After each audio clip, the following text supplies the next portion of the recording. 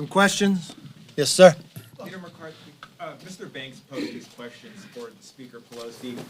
Will you be asking the same questions to Mitch McConnell? He also had an appointee on the Capitol Police Board, the Senate Sergeant at Arms. Will you ask them those same questions you want about Capitol security that day?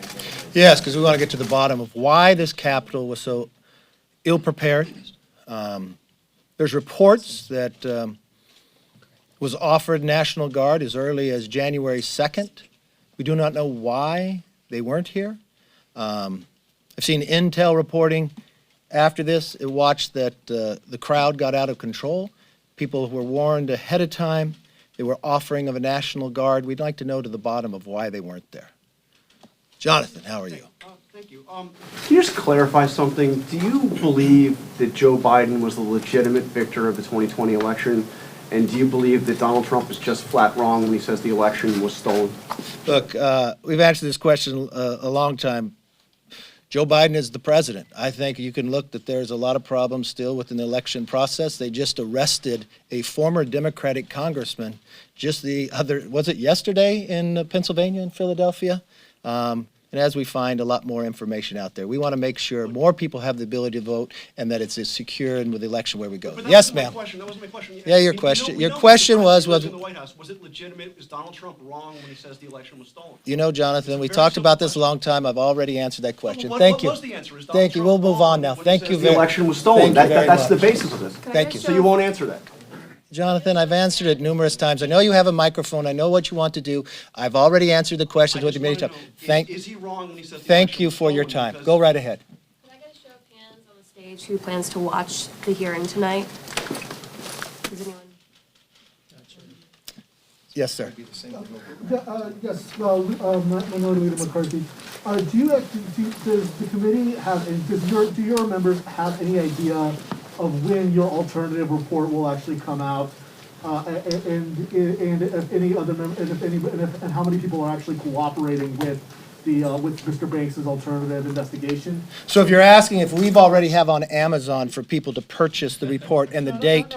No, I know, but that's what the Democrats have. So I mean, if you're wondering if ours is going to be political like that, no. But our report will come out soon, and we'll let you know when it is. Yes. Mr. Leader, I mean, you've enumerated your concerns with this committee, but even still, we have seen numerous members from the Trump White House, even some members of the president's own family, former president, that is, appear before this committee. So why not testify? Why not be transparent? Well, let's raise that question, all right? Am I transparent?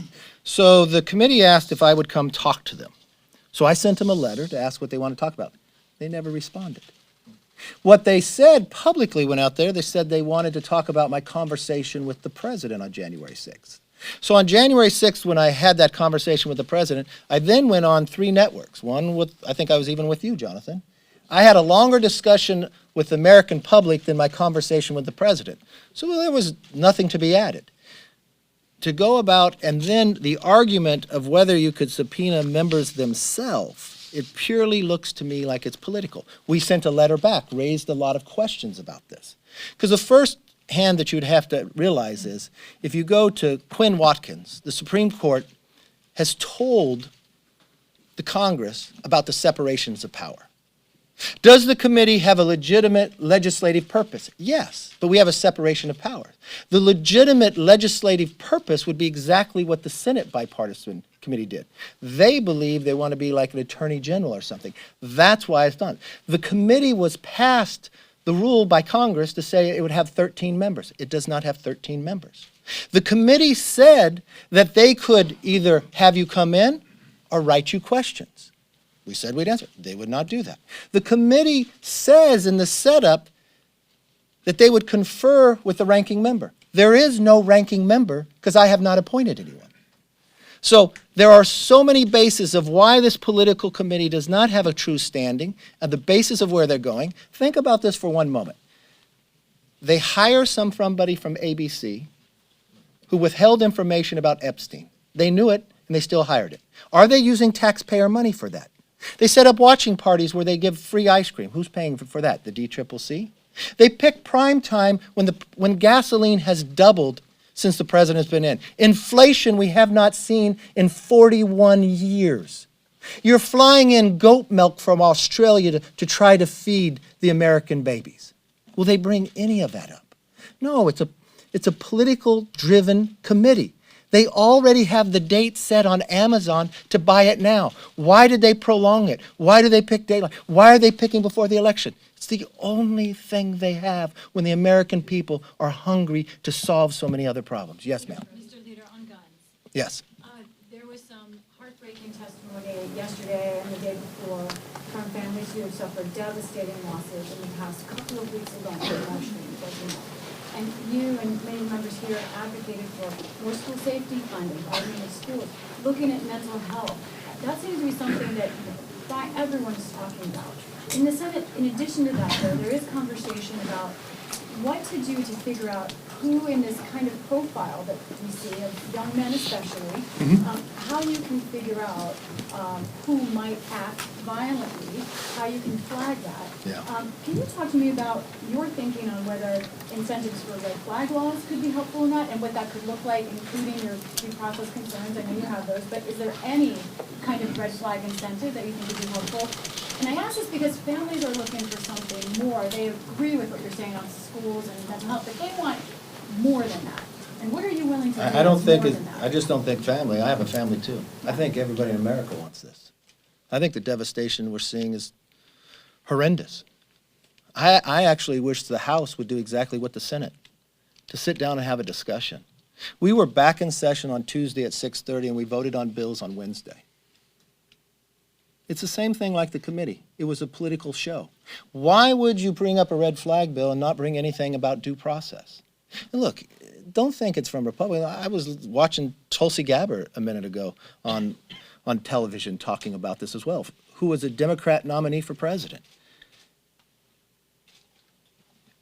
If we are able to find and prevent, everybody's there. There wasn't one mental health place here. There wasn't one discussion ahead of time. There was no time to work together. I was just talking to Senator Cornyn. This is the way to handle it. Find all the facts. You know, I want to highlight Congressman Tony Gonzalez. This is his district. His district has gone through so much. And he's been on the ground there listening to families, listening to what's going on, but it's just like everywhere else. We've watched this tragic situation happen before. You know what we found? A shooting in Texas, another one. This individual came in and shot up a church. The church is back just now like a museum. You know what we found? This individual was in the military, dishonorably discharged, abused his wife, never should have been able to have a weapon. And when we were in the majority, finding those facts, we passed the fixed NICS to make sure that would be on the record. There is a way to go about doing this, and that's sitting down, making sure you're dealing with all the issues at once instead of playing a political game, and unfortunately, that's what Nancy Pelosi chose. And I know from that same point, this is the same speaker that told us the Supreme Court is safe this weekend, but they weren't safe yesterday. And she has a bill on the floor right now that 100% senators voted for that she wouldn't bring. Yes, sir, back there. Yes. What'd you say, Senator Cornyn? Davis, all of you on that stage voted against independent commission, 9/11 style, that was crafted by your own ranking member, John Katko, to investigate the facts and circumstances of January 6th. Okay, well, let me explain that to you. That commission would have been devoid of current politicians and would have required bipartisan buy-in to issue subpoenas. Okay, on January 12th. Can you explain why all of you? Yes. As soon as you're done, I'll David explain. Davis voted against that, and what you all are now doing your own investigation into the 6th. What in your opinion brought all of those rioters to the Capitol on that day? Okay, so let me answer your question. You say we voted against the commission. On January 12th, we offered the commission and put it on the floor, and every single Democrat voted against it. It was on 9/11. Pelosi wouldn't bring it up, so we sent her a letter 3 months later before she responded. I'm not sure if you'd been into these press conferences before that I do weekly, but we would talk about that week after week. When Nancy Pelosi wanted to negotiate about it, she wanted to eliminate what we could look at. She wanted the scope to be very narrow. In that time while she waited, we lost another officer on the gate over here by a terrorist attack to run over and had a knife. She said we couldn't look at that. We couldn't look at what had happened in America just that short time before, the riots in the streets that have been going over. Riots throughout, riots that were in this city as well. And what she did, I'll answer your question, thank you, And what we did within that process, we wanted to have a 9/11. We wanted to have a scope. We offered it. We put it on the floor. We voted for it. Pelosi played nothing but politics, delayed it, and then when they moved to this equation, we offered people to be on this committee. That's the rules, to select committee to the minority to put people on. For 232 years, that's been the history of this House. But Nancy Pelosi said no. Why? Well, she didn't participate with the Senate bipartisan committee. Maybe she didn't want people to be able to question. It's American history. You look across the street at the Supreme Court. You got that statue of a lady with a blindfold with a scale to be fair, to be equal. She wanted to make sure it was not equal. That she wanted to pick and choose who could be on that we didn't have the right. Never before in the history it allowed that to be. So no, we didn't participate with her political scam. We offered it 6 days after January 6th, a 9/11 committee. Write it the way it happened. Yes? Leader McCarthy, you said both publicly and privately after January 6th that you thought Trump bore some responsibility for the attack. Do you still feel like he was in any way responsible for January 6th? Look, I've answered that many times. I thought everybody in the country bared some responsibility based upon what has been going on, the riots on the streets, the others. Having spent time and seeing what's going forward, what happened on January 2nd when the National Guard was offered to protect this Capitol? Prior to January 6th, we had a problem at this Capitol where they broke through the police on the Kavanaugh hearings. What change took there? There's a legislative purpose for Congress to look at. You have a separation of powers. Pelosi continues to play politics. Just the same reason why she won't do anything to let America become energy independent. She won't do anything to make sure those Supreme Court justices are going to be safe over the weekend. By unanimous consent. That's all it took. One member on the floor to say that. Yes, ma'am. Should voters punish members who voted in favor of the January 6th commission? Well, I don't know, because Thompson, voted in favor of the January 6th commission? No, members have a right to vote however they want. Yeah, but There's no problem. and also about Chris Jacobs. Chris Jacobs couldn't run after what he said about assault weapons. That's not true. So what is your? That's not true. He could well, run. He made a could have ran. decision. He was, exactly, but what is your opinion about My that opinion, decision not to run if- after he got such backlash from members of the party and voters? I don't remember saying one thing about Chris Jacobs. Right, My so belief can is you- Chris Jacobs ran again, he would have got reelected. Yes. With Newsmax, many in the media and Democrats characterize what happened on January 6th as an insurrection, and it's become really the de facto term to describe the events of that day. Was January 6th an insurrection? And if not, what term would you use to describe what that Look, what day was? January 6th happened on the Capitol was wrong. Those that broke in the Capitol were wrong and should be dealt with. And that's exactly what we have in the process, that the police, the FBI to deal with. The role within Congress, we should look at why we're so ill-prepared that day and how do we protect it. Yes, sir. Leader McCarthy, why do you think people stormed the Capitol, and do you think that motivation deserves to be investigated? Yeah, that's what the FBI did. Thank you. Two-part question here. A number of your members, I don't know if you said this specifically, a number of your members have said, if you take the majority, you'll launch investigations into Hunter Biden. I'm curious what the legislative angle is on that. And number two, what will you do if people look at your investigations, if you're in the majority, and say they're illegitimate, we're not gonna respond to this? Because we won't be illegitimate. We won't say Democrats won't be on committee. We won't issue subpoenas for going after our political opponents. We'll do exactly what Congress is supposed to do. We'll uphold the Constitution. If there's a place for us to investigate, we'll investigate. Yes, sir. Thank you. If Republicans take over the House next year, would you commit to holding a vote on that independent commission legislation that you initially proposed in January of 2021 to have this I don't out of predetermine politics? anything. We've got an investigation right now. We'll see what that turns up. Paul Kane, how are you today? Fantastic. You in a good mood? Sure. I worry about you sometimes. So do I. So you have cited your phone calls to then President Trump to questions that John. Phone call. Phone call, okay. You want to ask if I talked to him today? Trump, no, Oh, okay. Trump, well, you can Normal- answer that. that's your normal question. Trump rejects your version of that. Trump What told- part does he reject?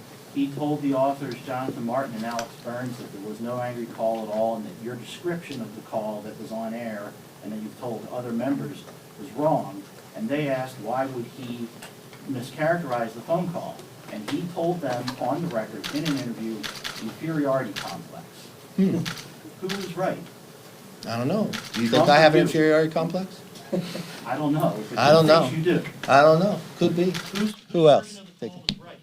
I think you can judge whatever. There's 2 people on the call, and 2 people know what happened on the call. I spoke to the American public. They could judge whatever I said. Leader McCarthy, you've laid out why you haven't participated in the investigation when they've asked No, no, you no. to. I've been denied the right to participate in the investigation. So, your lawyer had sent a letter Yes. with questions. Have 11 they gotten pages. back to you? And if so, will you commit to participate either by written testimony or in person? I never said I wouldn't participate. You know, when the very first came up, I said, you put the Republican members on, then it's a legitimate committee. They answered me, but they didn't answer all my questions. So I sent them another letter, and they haven't answered that. Do you plan to make that letter public? I can. It's no problem. Yeah. Yes, ma'am. Last question. What are the chances of you, if you want to put a number on it, what are the chances of you speaking to the committee at this point after sending these letters? And also, would Republicans in the majority consider subpoenaing Democratic members of Congress now that that? You know, it's interesting. I had a discussion with the majority leader today, and he talked about if I was to become speaker, and he was concerned about the stuff within the House. I would just remind the Democrats, they're the ones who have changed all the rules. They're the ones who broke all tradition. They removed a member of Congress for something they said that person said before they were ever a member of Congress. They pick and choose who could be on committees. They denied a 232-year history of whether the minority could even offer people on a committee. They fined members based upon what they believe right and wrong. They allowed people to vote with never even being here. They take away the minority's right to even have an amendment on the floor. I think it's the Democrats who changed how the House works. If we happen to keep that same pattern, it would be the Democrats who changed the rules, and we're just followed them. It's interesting if they would like that or not. Are you going to keep that pattern? You know, these are all hypotheticals. I think we should definitely see what the outcome has. I do believe the American public is looking for people who will focus on the issues they care most about. We'll make a Congress that actually works for them, not a Congress for their own personal belief to change an election law. Not a Congress that will raise your price of gasoline and cause inflation. Not a Congress that makes a border insecure. I think what they're really looking for is a new direction. And I believe in 153 more days that will happen. And it will be a new Congress that works for the American public, and it will follow the Constitution. It'll be one that makes us energy independent, bring inflation down, secure our border, make our streets and schools safe again, and yes, we will be stronger and more prosperous. Thank you for attending today.